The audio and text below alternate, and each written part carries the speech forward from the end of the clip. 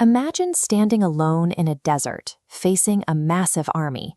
You know with absolute certainty death is certain, yet you choose to stand your ground. This was the crossroads faced by Husayn ibn Ali, the grandson of the Prophet Muhammad. 50 years after the Prophet's passing, the empire faced a leadership vacuum following the death of its leader, Muawiyah. Muawiyah's son, Yazid, claimed the throne in Damascus.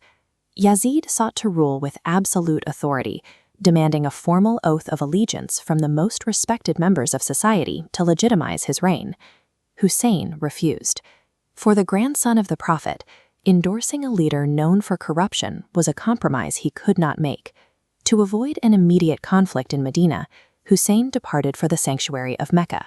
He sought to raise awareness about the regime's direction while avoiding a direct clash in the holy city. While in Mecca, thousands of letters arrived from the city of Kufa. The people there claimed they were ready to resist Yazid and begged Husayn to lead them. Husayn accepted their call. He viewed the journey not as a quest for a throne, but as an obligation to protect the moral standards of the community.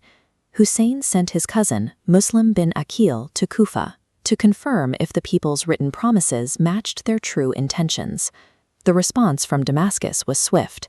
A new governor moved into Kufa, using threats and bribes to turn the population. Muslim bin Aqil was captured and killed, leaving Husayn's supporters scattered and silent.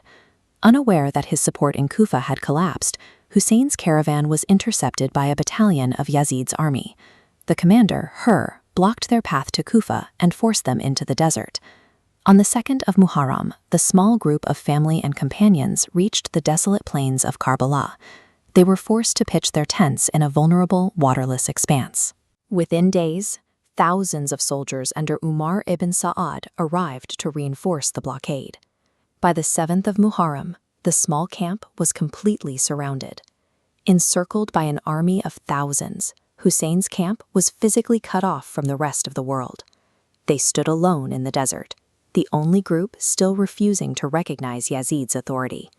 The siege turned brutal when the army seized the Euphrates. They blocked all access to water, using the desert's heat as a weapon. For 3 days, the men, women, and children in Husayn's camp endured the blistering Iraqi heat without a drop of water. On the night before the expected battle, Husayn gathered his followers.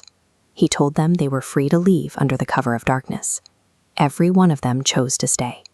On the morning of Ashura, Husayn addressed the opposing army, reminding them of his lineage and his reason for being there. The enemy commander, was so moved by the speech that he defected, choosing to stand with Husayn.